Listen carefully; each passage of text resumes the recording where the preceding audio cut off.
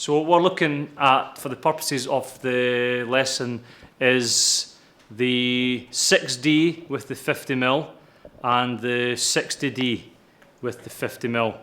And we're looking at the difference in the sensors, the full frame 35 and the APS-C sensor that is on the 60D camera. So what we're looking at here for the purposes of the lesson is the two cameras set up at precisely the same location, shooting the same subject with the same lens. The 60D, which has the APS-C sensor, and the full frame sensor that is on the 6D. Kenny, can you step forward to this second marker? I'm going to check that there. And to the third marker, please.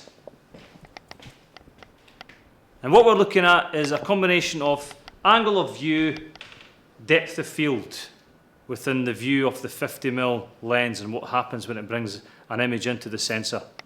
So here we have the exact same cameras, same setup. The only thing that's changed is I've swapped out the 85mm lens onto the 6D camera.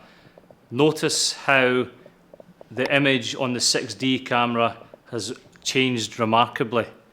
Kenny, step forward to the second marker, please. Look at the depth of field and look at what's happening with the focus. Third marker, please.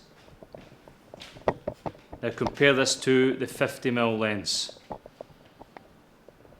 What we're looking at here is the 20mm lens on the 6D camera full frame and the 50mm on the APS-C, and we can look at the huge difference in the angle of view that the 6D gives us.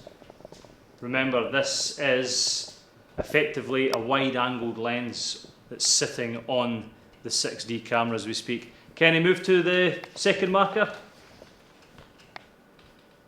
and move to the third marker. And it confirms what we know about the depth of field with regards to the lenses that give us the 28 as opposed to the 85. So now we have the 20mm lens on both 60D and 6D cameras. This is a test to prove a point on what happens with regards to full frame versus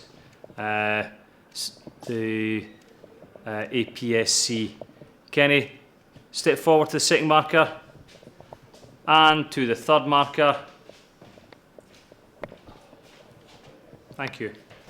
So now what we have here is the 50mm lens on the 6D and we have the 28mm on the 60D, and just compare the image